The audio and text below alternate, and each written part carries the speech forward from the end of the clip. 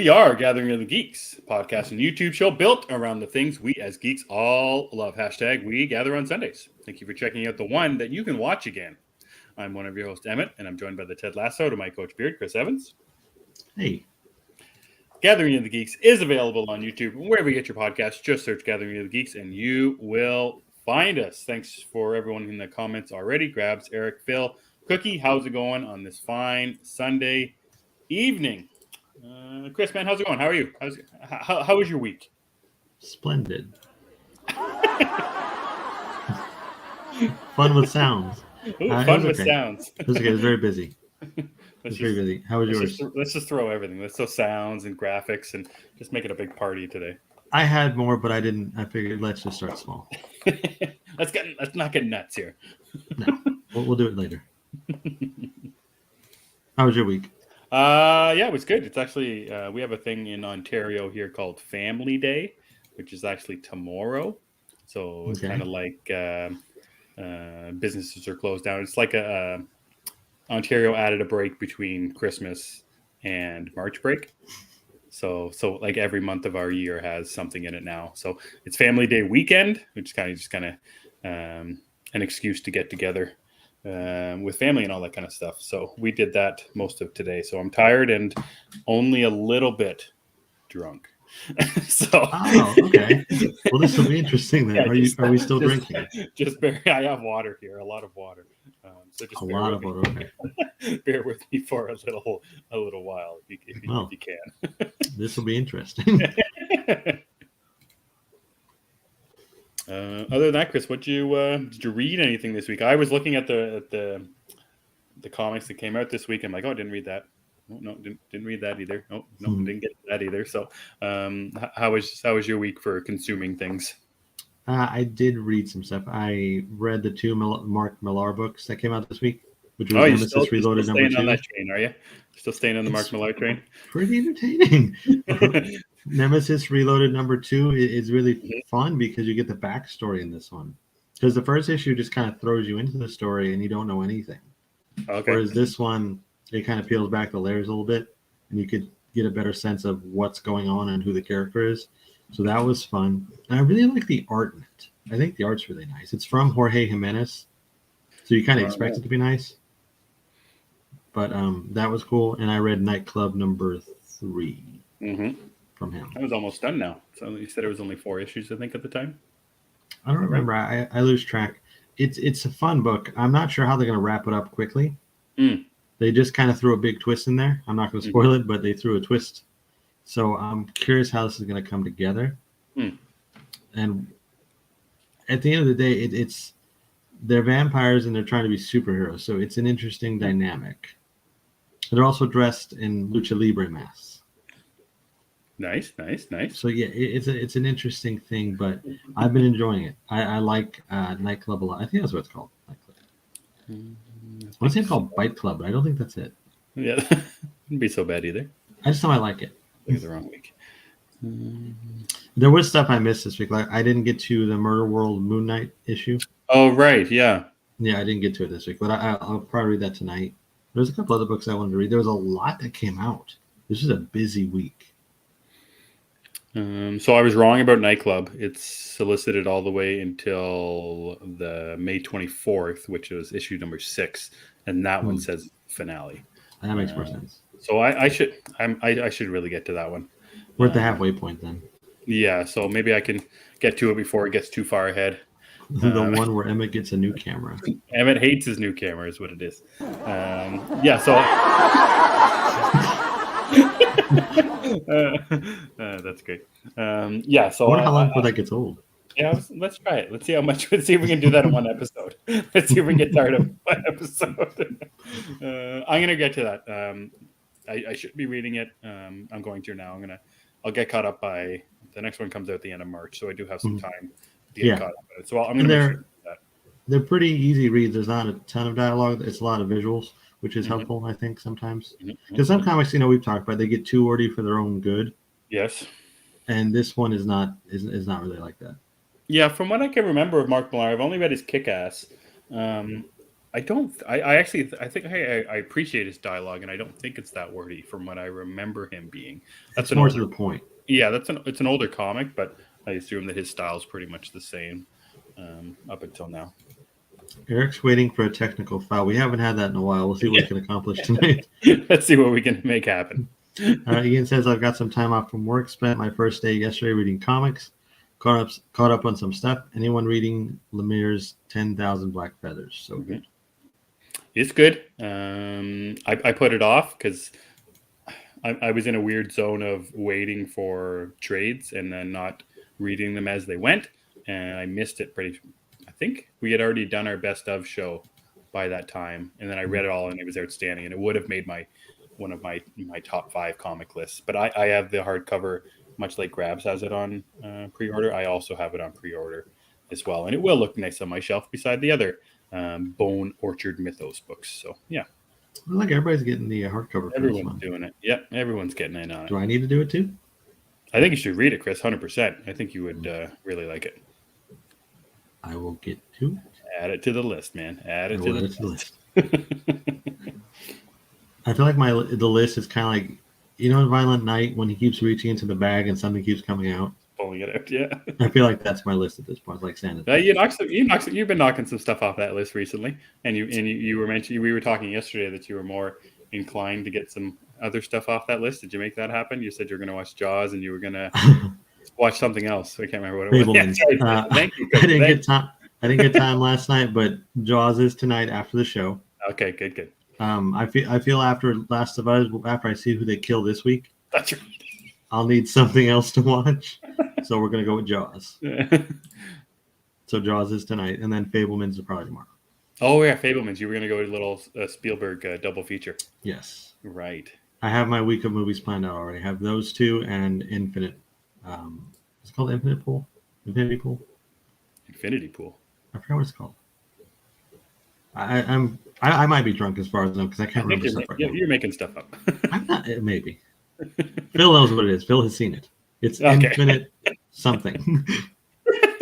Phil. Infinity Pool. There we go. With what's his name? Skarsgård. Yeah. And Mia Goth is in it. Yeah, Brandon Cronenberg is. Yeah. Yes. Oh, I heard that's a time. Yeah. I'm excited. Yikes. Ian says Lemire's Swamp Thing Green Hell is also fire. I've been hearing so much about this book, and I think I need to read it. But I read the Future State Swamp Thing, and I wasn't in love with it. Do you remember that? No, who did that one? I think it was still Ram, wasn't it? Oh, yeah. I think it was. Because then that set this up. I didn't love it. I thought it was okay. But then, the response to Green Hell has been tremendous. Yeah, Green Hell's standalone. 3 issues, DC Black Label. The bigger screen. And it was the first issue for that came out a year and a half ago, I think. And something happened with the artist, Doug Mank, where there was a delay of some kind. Yeah, it's a very large delay. Very large. So, yeah, the second issue came out just this week, and I think the third one comes out pretty soon after as well to finally wrap it all up. I kind of want to check it out, but the delays are scary. Like I'm with Lorraine here. In case of more delays, maybe wait for a few more issues. I'm undecided. Yeah, it makes me sad when I read it because it'll be probably the last thing that Lemire writes for DC. Because he's doing exclusive with Image right now. And when you read some of his newsletters or whatever, when he's talking about working with DC in the past, it's always like it was such a hassle to try and get a book made. He's not a big 2 guy, I think. No, exactly. And he was for so long, you're picturing him writing Moon Knight and him writing Batman, not too long ago that Robin and Batman book came out. Yeah. It made me sad a little bit realizing that Lemire won't be writing DC characters anymore, which is too bad. But he's got other stuff going. For sure, absolutely. Lemire and Cullen Bunn just don't stop. Yeah, that's right. Eric read Lazarus Planet Dark Fate just for the Huntress story. I heard about that too. I like the art on it. I might get to that. Nice. What else what did everybody else read? A lot of people in here reading some Lazarus Planet. some Infinity Pool talk, which means we're going to have to watch. We're definitely watching it this week. It's going to be fun. I'm scared. I won't watch it. You're going to have to do it for me, Chris. It's got Mia Goth in it, though. Quick question. That he asked, if Emmett and I had a wrestling match in his hometown of Canada and I won through a screwy finish, how much would y'all hate me? The Gravenhurst screw job. The what? That's where I live, is in Gravenhurst. It's the town. So instead of the Montreal screw job, it'd be the Gravenhurst screw job. Animal Man from DC is also great. I've heard that too. I didn't know that was a Lemire book, actually. Yep. 8 Billion Genies never disappoints. I have not read one genie. I'll get to it. He hasn't read one. He's not going to read the 8 billion. I have not read the first genie. I've seen the Aladdin genie. Does he count? I don't think so. No? Oh, okay. No, not this time. Maybe next time. Maybe tomorrow. Lauren posted a picture of I think it was issue 7 for 8 billion genies. The covers are so nice. They are. Very colorful. And I was upset that I when the series started, I'm like, all right, I can wait for the trade on this one. And now I'm sad that I did, because the covers for the singles are just so beautiful. So I wonder if I would have like a Twig-like reaction to it. I think you would. Like, the genies are a cute aspect like that, and horrible things happen to people. So I think it's a good. I think it's right a good up blend my for alley. you. Yeah, good blend for you. It's cute and horrible things. Zeddy reread Woman of Tomorrow, the Supergirl book, and it's fantastic. Nervous and excited for the movie. Mm-hmm. I'm just excited. What did you read? That would be a big, hard one thing, which was Only Green Hell. But I read it without reading the first one again, which was troublesome. Like I said, the first issue came out over a year ago. So I'm going to have... I have my copy, my hard... I read it digitally this week, but I have my physical copy coming. I think it should be here Tuesday or Wednesday. So I look forward to reading those back to back, because it was just too long. I don't know why I didn't read the first issue again, because I have it. But that was the only thing that I read this week. I thought this week was Superman #1, but I got all confused. That's next week. Yes, next week. So yeah, the only thing I read this week was Swamp Thing, Green Hell #2. Feels like it's been a couple of times already this month, the weeks of these months, February and January, that I haven't read that much. I'm not sure if that's just a release schedule thing or it's a me thing. I don't know. There's been a lot to read. Next week there's a lot, so maybe it's just a release schedule thing. But yeah, I didn't get into reading too much, and I thought I read something older, but I can't remember. Oh, I started reading Tomasi's Batman and Robin run again. I'm on the second volume of that. Yeah, just ever since the big DC announcement, I'm just trying to, much like Zeddy, reading the Supergirl, Woman of Tomorrow thing. Just kind of reading some more stuff with some of the characters that we're going to be seeing again. So, yeah, that's it. Pretty much it for reading, though. That's cool. Did you watch anything? Yeah, I actually had to write these things down. I had to look, because I knew that I watched things, and I kept thinking to myself, I don't remember what I watched. And I tweeted this out. It must have been 2 days ago or a couple days ago. I mentioned how I put Carey Mulligan in anything. Was my tweet. Mm-hmm. Carey Mulligan is so good, and she's good in everything that she does, and she can be good in anything that she does as well. She's got to be one of my favorite actresses right now. But I watched Drive for the 100th millionth time. Always with Ryan Gosling and Carey Mulligan and Oscar Isaac for a hot minute. And Christina Hendricks. Yeah, and Christina Hendricks is right for even less than a hot minute. But yeah, quick 30 seconds. I love that movie so very much. I love a lot of the director of that movie, Nicholas Winding Refn, who also did Only God Forgives with Ryan Gosling, which I'm a fan of. I think he did Neon Demon. Yeah, Neon Demon with one of the girls. There's two of them, the sisters. It's the one. Sisters. Yeah. Oh, shit. The Fanning sisters. Okay. It's Elle Fanning, I think. I can't remember. There's another one that he did for Amazon, a TV show that had Miles Teller in it, and I can't remember what it's called. It's also got one of the Baldwin brothers, Billy Baldwin, I think, for some strange reason or another. Billy Baldwin exists. Yeah. Yeah, there's that other one that was only in John Carter's Vampires. I've never seen anything else. Daniel Baldwin, I think that one is. Yeah, Daniel's not anything else except that I know. Yeah. So Drive is one of my favorite movies of all time, and it's just something that I can always put on.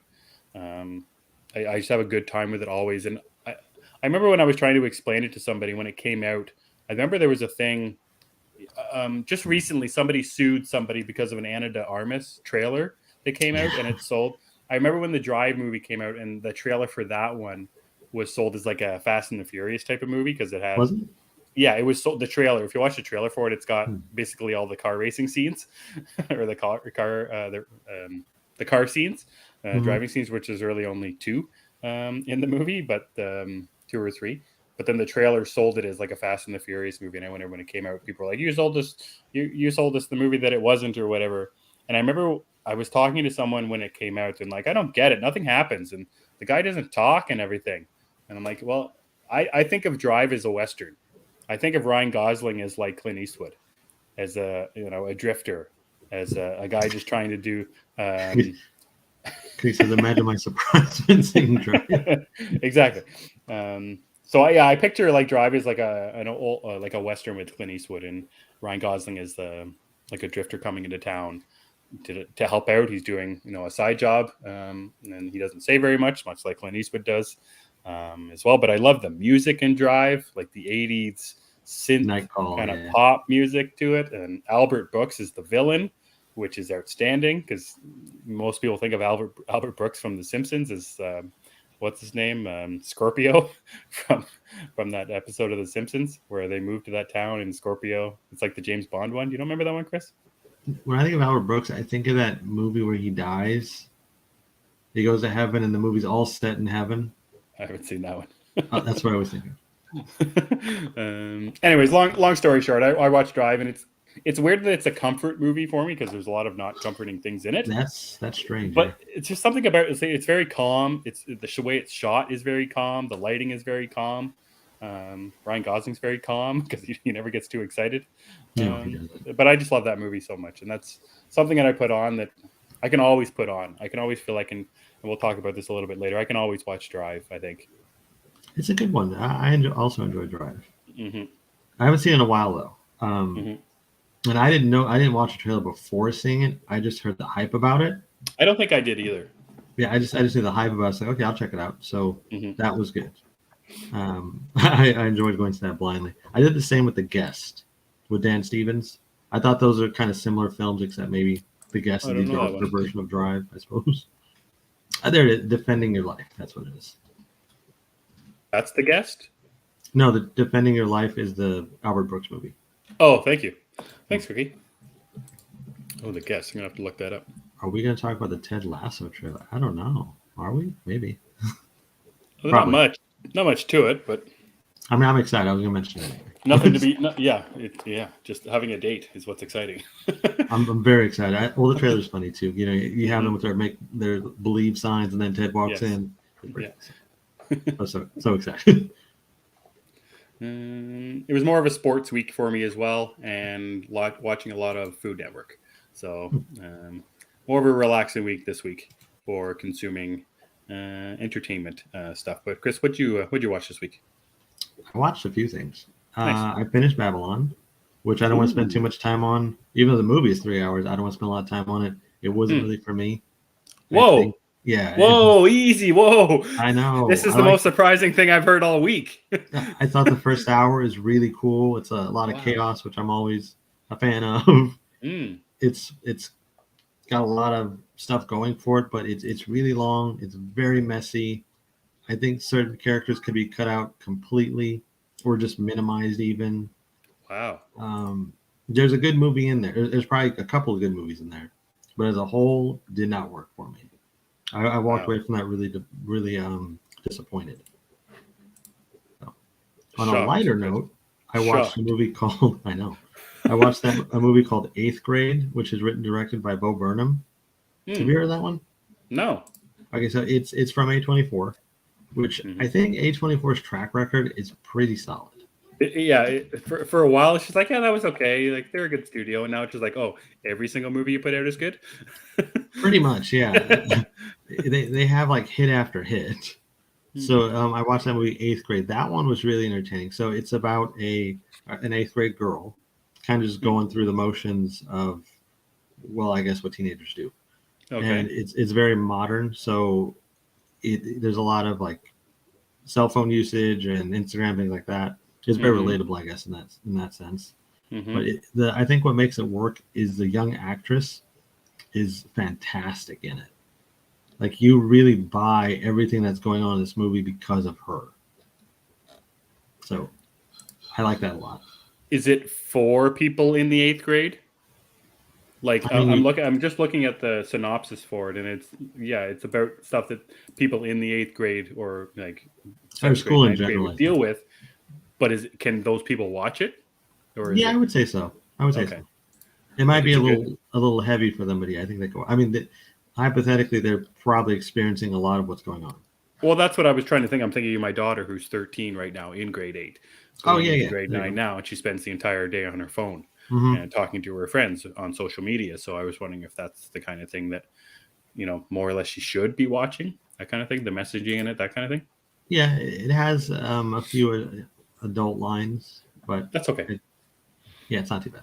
Okay, interesting. I will check that out. I think that's on something up here. It probably is. I think it was on HBO Max here. Okay, so I'll see if that's on Crave for me then. Zeddy said 8th grade is in my top 5 all-time A24 movies, so good, up there with Lady Bird. I remember Zeddy and Nico talking about this movie on the Vigilante 39 channel, when they were talking about A24 movies, and they had like a breakdown list. So they mentioned this, and it happened to pop on HBO Max. Like, I'm gonna watch that. They said it was cool. I will check that out. I never realized that Bo Burnham was such a thing. I didn't either. I only know him from inside. Yeah, and I knew him from Promising Young Woman, and I'd never seen him before in anything. I didn't realize that was him. Yeah. And now, he's a thing. He's got, he's not like comedy specials or whatever, but whatever that is, he does, with music and whatever he does there. I don't know what it's called. One-man show or whatever he does. And, yeah, I didn't know he was such a thing. Yeah, he's a big deal. I like him, I guess, because I like this. I liked Inside. Sure. I thought he was good in Promising Young Woman. Oh yeah, is that Grabs Right? He also has a comedy specials. He's a big deal. So is he a comedian, at heart? That's what he is. I think he's like an all-around kind of guy. Okay, I think. Interesting. So yeah, 8th grade was cool, and then of course I went to the Ant-Man on Friday. Oh yeah, Ant-Man was fun. I don't want to spoil it for anybody because it's still pretty fresh, but it was fun. I thought it was a good time. Nothing wrong with that. I also watched Picard season 3. I'll mention it just for Eric in the comments because he is a big Star Trek guy, and we talk about it a little bit. If anybody was ever a fan of, we do talk about nostalgia a lot. And they're playing on a lot of nostalgia in Picard season 3. Obviously, it's for this season, they brought back a lot of the crew from Next Generation, Worf, Geordi, Beverly Crusher, all that kind of stuff. So in one way, it's outstanding. It's very good. The nostalgic camaraderie, conversations, dialogue between the old crew. But at some point, it's interesting about boring characters.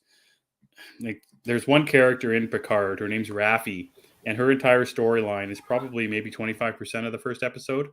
But in that 25%, you're just like, what is going on here? Where is this going?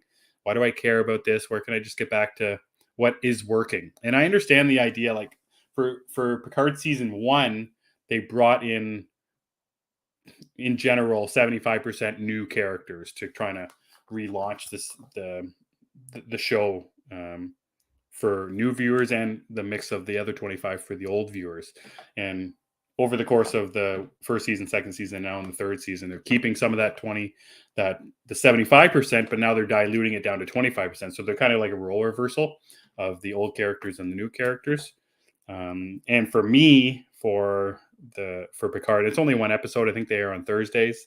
I'm not looking for the new stuff. I just want the old, the familiar, and it's difficult because I remember when I don't know if we ever talked about Ghostbusters Afterlife that much, Chris, you and I. Not too much.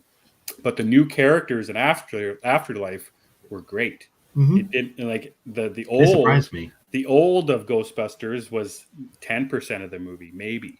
and the new characters were right in the forefront, and they sold the movie for me. They made the movie so enjoyable. So it's an interesting mix about when you're doing something nostalgic, when you're bringing back something that's, beloved for, or was beloved for, 20, 30 years ago, and how you blend in that new and how you blend in the old. You have any thoughts on that?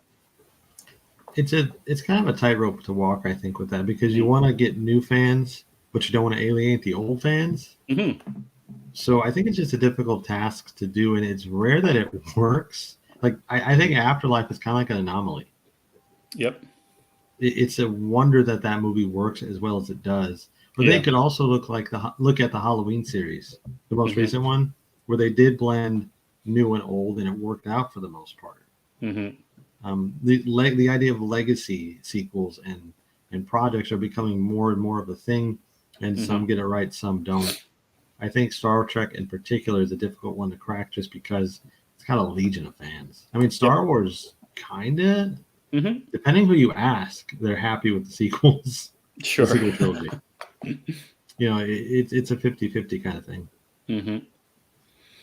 For sure. The other thing, speaking of old things that I kind of watched, and you and I both did this, we both had a conversation with a friend of ours online, Travis, from the Animation Nation podcast, and we kind of rewatched some old X-Men the animated series. Before you had watched your episodes, Chris, that you were doing for your conversation with Travis, had you rewatched much of X-Men the animated series? Put it on for your kids or whatever. And what was your experience like? That's why I put it on. Yeah, sure, whatever. You know what I mean. No, X-Men the animated series one I go back to frequently. Mm-hmm. I watch random episodes or specific ones, that kind of thing. So I hadn't watched it in a very, very long time, and it was very shocking to me watching the animated series with how bad some of it was. Like I didn't, I were watching it as a kid and saying, "Oh, this is the greatest thing in the whole world." Please hold. Continue. Like the character design's outstanding. I love all the costumes. I love the characters are great, and some of the story is a lot of fun, but the dialogue is not good. I don't like. It's mixed. I was watching the Days of Future Past episode, and they're fighting, and Jean gets kind of crumpled by some rubble. She's like underneath a building or whatever, and Cyclops is like, "Bishop, help me! Jean's claustrophobic." I'm like, "What are you talking about? She's claustrophobic?" I'm like, "What is going on here?" And some of the voice acting is not good, and the visuals are very dated, the animations are very dated. But in saying all that, that's the X-Men to me. That team standing side by side in those blue and yellow suits. That's the X-Men. I want those suits. I want the team to look exactly like they look in the animated series. And the music is great. The theme, all that kind of stuff. But just some of the voice acting and the visuals it's tough. The visuals are rough. They're so rough. The voice acting, I agree. The voice acting is hit or miss. It depends on the character. But a lot of the dialogue is very, I want to say overly comic booky.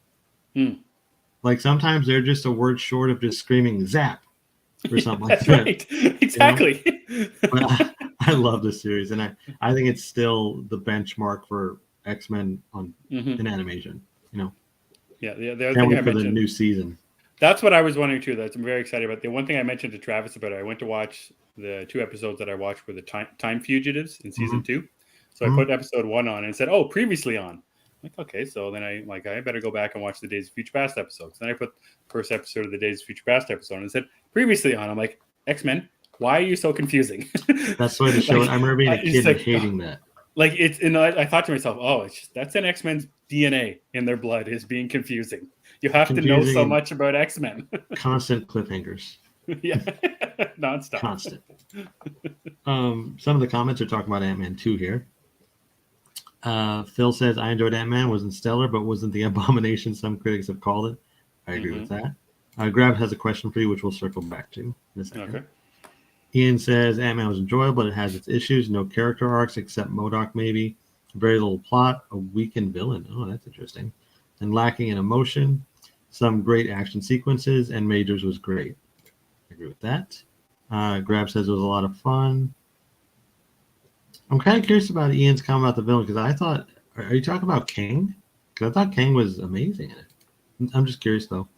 Ian also said if you want a great movie to watch with kids, I recommend The Bad Guys. I watched it with my family last night. We all loved it. I've heard that's fun. It's very good. I will check it out. Mm-hmm. So Grab's question is, if the story was great, would it matter what cast was 75%? For this show, I would say the story is very good. I think it's just that one character. I'm not buying her story. So yeah, that's an interesting idea. And I was talking to Chris about this. Maybe it was last week, or maybe it was GMing Chris about comics and the value of the art over the writing. What's more important? So that's an interesting idea, thought grabs about, specifically when you're talking about nostalgic shows. What is more important, a good story or better use of the characters? Yeah, I don't know, Grabs. That's an interesting thought, though. Travis is in the comments. Hey, Hey, everyone, Travis. hope your week was well. Finance exam in the morning, so I'll be watching this tomorrow afternoon, enjoying the X-Men discussion. Have a great night, everyone. Thanks, Travis. X-Men is awesome, even if it doesn't look the prettiest. Yeah, and that's okay. I'm not going to fault it. Like, I put it on the other day, and I went to go do something else, and my son wanted to keep watching it. So, like, the kid appeal to it it's all over. It's like kids love it when characters are screaming and yelling and not making any sense. She's claustrophobic. The kids love it. Exactly. They're cool with it. Zay says Ant-Man 3 is not Creed 3, Fast X, Little Mermaid, Oppenheimer, or Wonka. I wonder where he gets that from. Is that you're just going to use our show to sell your bracket there, pal? Every week. I'm kind of enabling him though because I always highlight it. Cookie says I like seeing Michelle Pfeiffer. Lots of love this weekend. Oh, getting lots of love this weekend. At least that came out of Ant-Man 3. Yeah, and speaking of Michelle Pfeiffer, not to spend too much time on it, but because I don't want to spoil it, but Michelle Pfeiffer does some really good stuff in Ant-Man. Like Michael Douglas, I think, is on autopilot, but she is actually doing something, and she's really great in it. Interesting. Phil says I would like to see Michelle Pfeiffer united with Keaton in a Batman Elseworld movie. After seeing her in Ant-Man, I think it would work. I'd be into that too. Yeah, that I think I saw a couple of that online, probably from Phil, saying that he would like her to come back as Catwoman. That's interesting. I wouldn't mind it. Pfeiffer's performance is one of the best things about the movie. Her character choices, not so much. Yeah, that part's questionable, but that's another discussion. She is really good though. Nice. Michael Douglas is different. I saw a meme. I think it was a meme the other day. It looked like Michael Douglas and Michelle Pfeiffer sitting beside each other doing like the promotion for the movie or whatever, and he was just kind of slouched in his chair, kind of just waiting for this interview to be over with. Like he did not want to be there. I'm pretty sure they when Feige called him, all he asked was, "How much do I get for this one?" That's right. That's the impression I got. That is fair. All right, guys. So that's what we watched and what we read this week.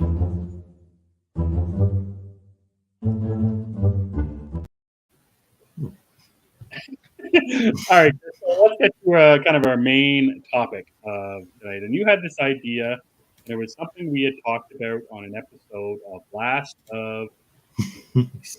Episode 5 of Last of the Geeks came out a couple Fridays ago. Last Friday or the Friday before, I can't remember. The Friday before the Super Bowl. It was a very hard episode to watch by the end of the episode because of a lot of the stuff that's happened in it. So at that point, we were 5 episodes into the series. And in this point, either a main character or another character had died that was quite emotional during the episode. And I had thought to myself, well, am I going to want to watch this series again? Not because the show isn't outstanding, which it is, but just the mood that it puts you in, the feeling that you get. Chris, what are your thoughts on re-watchability of things? Do you think, I'm going to start it with the question that I had, do you think it's the creators, the studio's role to make something re-watchable? Or is it their role to make something just as good as possible, and maybe add in a shock or a, I don't know, something big that just grabs your attention and hits you right there in that moment. And that's what they're trying to do. Are they trying for one moment, or are they trying for a longer go back to it type of feel? How do you decide on what the creators of and studios should be trying to do with getting something to be more rewatchable or not rewatchable? I would think the goal is just you want to make something entertaining, and if it has that rewatchability, cool. I mean, you would hope for it, sure, but you got to make something entertaining to begin with. I do feel like some movies, they're hoping it'll be something good, like comic book movies. All these comic book movies, they want us to keep watching them, and we mostly do. But then there's some movies like a twist movie, like The Sixth Sense. I have seen that movie one time. I'm pretty much good with it. Sure. Or The Others with Nicole Kidman, which also has a huge twist at the end. I saw it the one time. That's cool for me.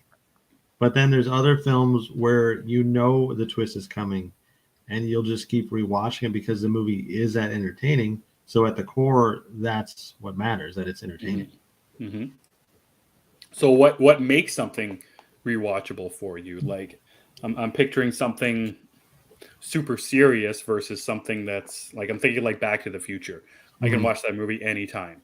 Or like Drive is a little bit different, like I was talking about, but what is it about something that makes it rewatchable for you?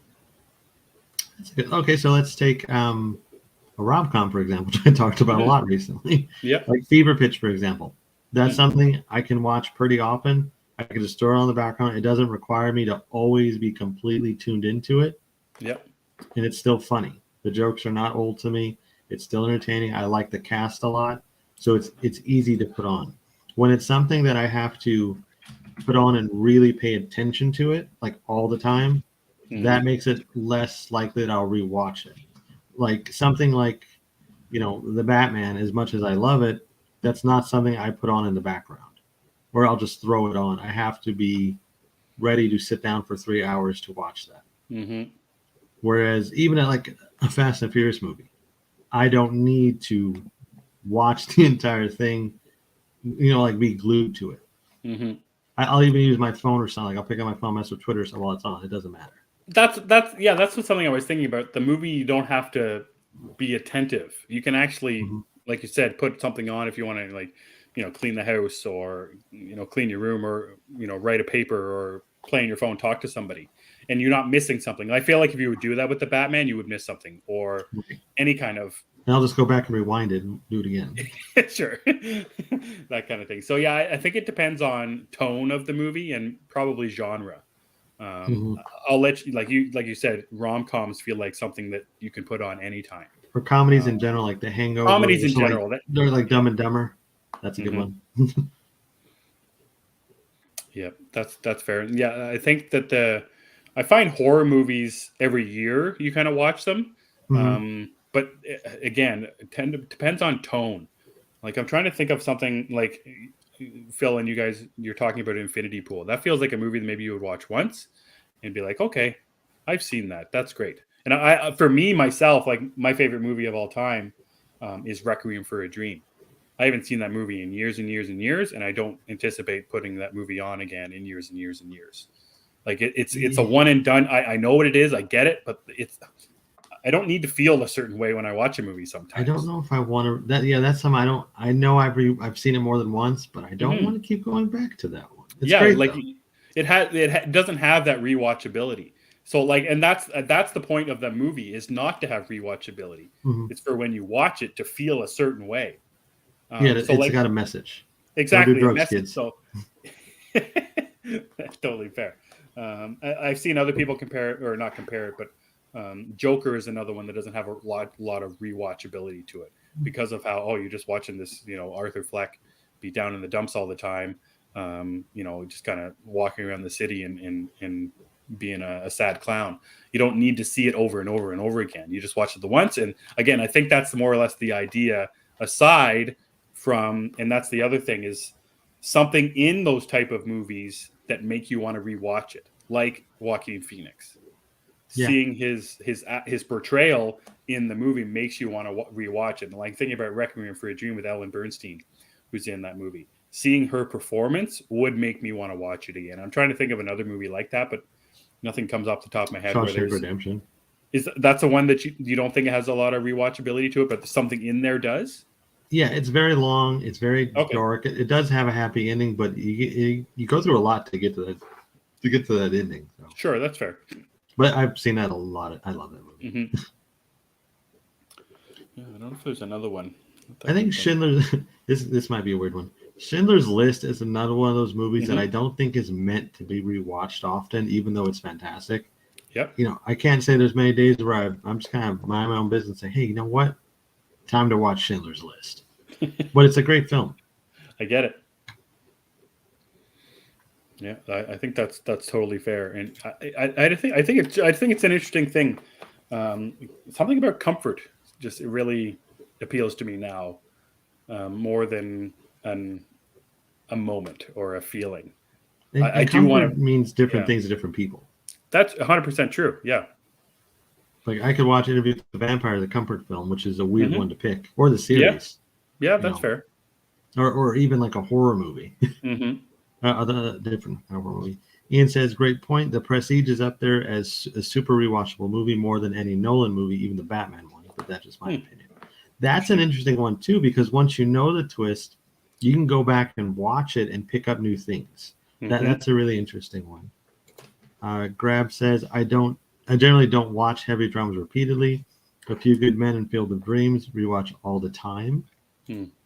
Zeddy says, rewatchability seems to fall on the runtime of a movie. Like Top Gun Maverick clocks under 2 hours and is widely entertaining. Something like The Batman, fantastic in scale, but is a 3-hour cinephile's dream. Good point. Phil says, some rewatchable movies for me are The Dark Knight, Halloween, Uncle Buck, Christmas Vacation, and Jaws. That is a really wide variety of stuff. Yeah, that's Phil. That's Phil at the movies. That's Phil in a nutshell, right there. Yeah, that's awesome. Grabs can watch A Few Good Men almost on repeat. Oh, I think he was agreeing with you about Infinity Pool. That's a one and done. He mentioned that he was watching that, or maybe it was something else, and I was like, I'm going to pray for you, Phil. Ian says, Requiem for a Dream is a movie I will never watch again. Zeddy says, you want that 90 to 120 minute runtime. You want it to be a great movie. Only Spielberg seems to be the one that can master that over 2 hours, 30 minutes blockbuster appeal. Vin Diesel's going to do it this year with Fast 10. That's right. Films like Joker and Requiem make me too uncomfortable to rewatch. That's fair. Cookie says performances and cinematography will make me rewatch something if it's heartbreaking. I'm thinking Pig as an example.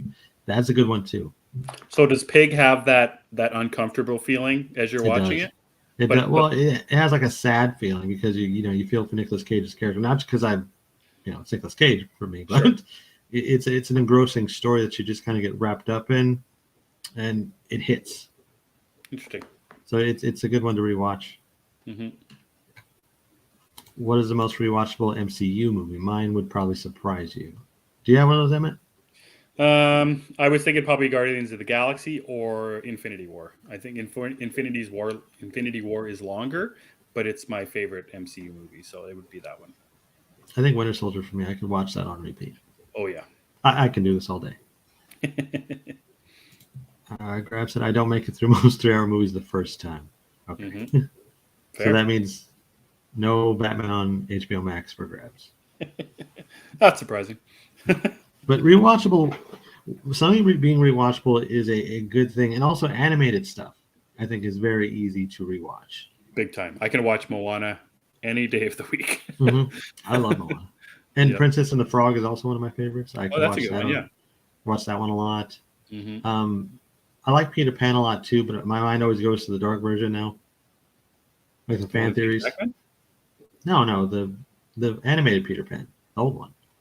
But I always think of that the fan theories. Yeah. You and your fan theories, just sicko. I'm not a sicko. The people I'm not the one who came up with the idea. I just think it's a good idea, and it's fitting. Oh, Encanto is another one. I could watch that all. In fact, what's funny about that is like Zoe, my daughter, has gone to sleep or whatever, and I'll put it back on and I'll watch it because it's entertaining. for sure. Ian says he finds Black Widow very easy to watch and hits me in the right field as I have 2 daughters. It's not my favorite, but I enjoy it a lot. Interesting. Cap vs. Avenger. Yeah, everybody likes Moana. We watched Moana again on Saturday. That movie's amazing. One of the, like we mentioned, comedies and animated movies are easy to watch. One of the movies that more of a drama style that I could watch any day is No Country for Old Men. I could watch that movie any day. I could, well, maybe it's an Ethan and Joel Coen. I could watch a lot of their movies all the time. Like even Fargo, like I could watch that movie any day of the week. Big Lebowski is another one I could watch all the time. I think their movies have a lot of rewatchability because of their quippy dialogue and some of the performances they have in their movies. Do you have any other movies that you could watch anytime, Chris? Goodfellas is a rare example of a movie that no matter what point in the movie I catch it, if it's on TV or something, I will finish it. That's a common thing. I think people love just flipping the channels and they see Henry Hill and be like, oh, yeah, that's it. My next 2 hours of my life are over with. Yeah, Goodfellas is something that I don't know how many times I've rewatched it, but there's rare a time I've started it and not finished it. Also, Wolf of Wall Street is a big one for me. Oh, yeah. I love Wolf of Wall Street. I watch that a lot. A lot of 80s, like Weird Science is one of my favorite movies. Yeah, that's what I was thinking. I mentioned Back to the Future. Like that little pocket of time, there's a lot of really rewatchable movies in there, I think. 80s movies were built differently. Yeah. They're also, like, the plots are so over the top, but it was normal back then. Like Ferris Bueller, for example, makes no sense on paper. Absolutely 0 sense, but it's wildly entertaining. Yep. Also, as an adult, Ferris is an asshole, but that's a different thing. For sure. Grab said you guys have a huge difference in rewatchable, or just a difference. Rewatchable movies. And your name is Emmet. Emmet, I'll take it. Emmet. That's a good point, Emmett. Certain director styles make their films more rewatchable. That's true, too. Yep. What about TV shows? Do you find that TV shows are the same kind of thing? I'm weird with TV shows. I generally only watch a series one time and I'm done. Like, as much as I love Buffy, I have not rewatched the entire series. Just because of the investment that you would have to put into it? Yeah, I don't like the investment. I'd rather watch stray episodes, which is what I normally do. Or even like Entourage, Justified. Friends and Big Bang Theory are 2 of the rare series that I've watched all the way through multiple times. Sure. Oh, and I guess I have watched Interview with the Vampire a disgusting number of times so far. But that's more recent. Yep. What about comics? Do you think comics are the same kind? Do you reread comics as much as you think? No, I'll read certain, like Long Halloween, stuff like that, but generally not a lot. Do you? I know you reread comics, but what about you? I reread comics a lot, actually. Yeah, I don't know why it is. Maybe it's just because it's harder to get the newer stuff with the physical ones that I have. So I'm just more or less, I come up to the room here and grab something off the shelf and reread it. And the investment, you don't need that much, like 15 minutes or 10 minutes to read a single issue. So if you want to read an entire volume, 6-issue trade or whatever, it takes you, 45 minutes or whatever. So just kind of a time killer. And I like rewatching things, any kind of things. I agree with you about TV shows. Like I've seen Seinfeld enough now. I don't need to rewatch Seinfeld, but I'll rewatch something that I've only watched once. Like recently I watched the Watchmen series again. And then I watched before the end of the year or after in January, I watched Rings of Power again, and I'll probably watch Interview with a Vampire one more time again. But that would probably be it. Like, I don't know if I'll keep watching it. I'll just watch something that I've only watched once just to make sure that I still like it, or if I hate it, I guess. I don't know, maybe thinking about it, there are some shows I would like to rewatch. Mm-hmm. But it's the investment for me that kind of slows me down on it. Sure. Well, yeah, it's true. Like I used to watch HBO shows just a lot. Like I'll just watch, I'll just watch The Sopranos again, or I'll watch Deadwood again. Like I could watch Deadwood, I think, a lot. It's only 3 seasons, 10 episodes per season, so it's a little bit shorter than other ones. Or same with The Leftovers, 3 seasons, 10 episodes. So I can watch those, but it's when you get into the 24 episode, Yeah. 15 network seasons kind of shows. thing. Exactly. So HBO shows, I think, have a lot of rewatchability to them, even when some of it is hard as well, like The Last of Us, which will be interesting when it's all said and done, if I can finally get back to it. At some point. We'll see. Graham says Galaxy Quest is probably the way I've seen the most. I can not only watch that repeatedly, but I can watch the documentary about it on repeat. Crazy, I know. I will finish that movie eventually. I've only seen the first hour. Cookie says the Kill Bill movies, Jaws, Pride and Prejudice. Those are probably my most rewatched. Very comforting. Which Pride and Prejudice? I think I've only watched the Keira Knightley one. I thought that was really good. Ian says, I find Tron Legacy very rewatchable. I think the music helps. Easygoing action movies like Unstoppable often get put on. Those are another easy to put on. Just action movies. Action movies. I agree. 100%. I was Any looking Arnold for Schwarzenegger movie or, Yep. Agreed. I've watched Mando so many times. Yeah, I guess I watched a lot of episodes of Moon Knight. Rewatched them. Eric says, Trek shows, Batman animated series, of DCAU in general. It's all good stuff. Grabs his friends, The Big Bang Theory, and The Office. Cookie Something says, about comedies, eh? Comedies just they're just easy. Yeah. And they're comforting. Easy. Cookie says, my so-called life I've watched multiple times, it being one season out. Yes. I've never watched that show. I think I tried. I didn't get into it. It's like Freaks and Geeks. I've watched Freaks and Geeks a couple of times. Or is that the one I tried watching? The one with Seth Rogen and all those guys. Which one is James Franco in? Yeah, he's in that one. Yep. Okay, that's the one I tried watching. Busy Phillips is in it, and yeah, that's the one. Then. I've rewatched each Last of Us episode at least 3 times. You have a stronger heart than I, sir. Grabs rereads comics a lot. Phil agrees, and he'll also add Batman the Animated Series. Eric also rereads certain Batman comic storylines. Ian says, The Boy, The Mole, The Fox and the Horse, and Matilda, the musical, have been on repeat in my house, mainly because of the feel-good factor and the positive message. Yeah, the feel-good movies also, they help too. For sure. The Keira Knightley one is pretty good. I enjoy that. Anyone else on a Keaton high watch Night Shift? I don't know if I've seen that. Meet the Parents, one of the most rewatchable movies for me. That's a hilarious movie. 100%, Eddie. I just love Ben Stiller. I rewatched Duplex recently, and that was fun. Everyone in Freaks and Geeks. Everyone is in Freaks and Geeks. Very easy to watch, only one season. Yeah. Eric says, I definitely reread certain comic storylines, Batman or otherwise. Usually those are the ones I pick up and trade paperback. Yeah, I don't have a lot of trades. I mostly have a lot of random issues until I went digital. Digital is nice.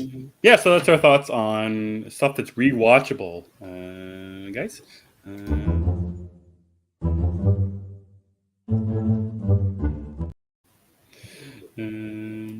Yeah, Chris, anything else you want to talk about before we get on out of here? Anything else you're looking forward to next week, or anything? You saw Ant-Man. I don't know if there's anything else coming out in the next little while. I think no, not really. We got a couple weeks till Scream. That's probably the next big thing for me. Oh yeah, I heard the rumors are everywhere. Spoilers are everywhere. So the spoiler is out of who the killer is. Yeah. So if you know who the killer is, stay away from me. Yeah, apparently a video of it has leaked, which is pretty surprising. Yikes. Yeah, this far ahead, that sucks. That's what I was thinking. I'm like, oh man, that's not good. No, that is not good. What are those visuals? I love Emmett's reaction. That's what happens when I get asked to make something. And honestly, what you guys don't know is there's 10 variations of that. That's right. Next week you're going to see the other ones. So get ready. It's all a work in progress here, folks. All a work in progress. I think they're fun. Yeah, a couple comics I'm looking forward to next week. We got Saga number 62, Superman number 1, and Batman One Bad Day Clayface number 1, which I'm really excited to. That's going to be the second one that I actually pick up physically, because I only have the first one so far, Riddler. So I'm looking forward to actually picking up that one. The other one that comes out next week, Chris, and we were talking about this, it was like forever ago, Blue Book by James Tynion, that alien UFO. Oh, is that next week? That book comes out next week. Okay, so, I'm all in for that one. Yeah, so I think we'll give that a read, and we'll probably let you know what's happening there. What's it's called? Blue Book, right? Blue Book, number 1. Yep. Yeah, Dark Horse. that looks really cool. Like Emmett said, it's from James Tynan, and whenever he does these like small stories, they're always really good. So I'm excited. So yeah, we're gonna talk. I'm gonna read some comics this week, guys, and we're gonna talk about it next week. More than I read this week. Chris, yeah, you can hit us up with some plugs, and we'll head on out of here. Time to watch Last of Us and see who dies tonight. You guys can follow me on Twitter at thatchris70. But as usual, I prefer you guys follow the show over at G of the Geeks. Emma is better with the rest of the plugs, so he'll take over. You can follow me on Twitter at EmmettDavis7. Gathering of the Geeks is available on YouTube and wherever you get your podcasts. Just search Gathering of the Geeks, and you will find us there. We're going to have a new episode of Last of the Geeks in your podcast feeds on Thursday. As well, with these new fancy visuals of ours, we're going to be adding some extra content to our YouTube channel. So be on the lookout for that. I want to say thank you to Cookie, Grabs, Zeddy, Phil, Travis, Zeddy, Eric, Ian. Thanks so much for joining us on this fine Sunday evening, and we will catch you later. In saying all that, for Chris and I'm Emmett, and we gather on Sundays. Have a great week, guys.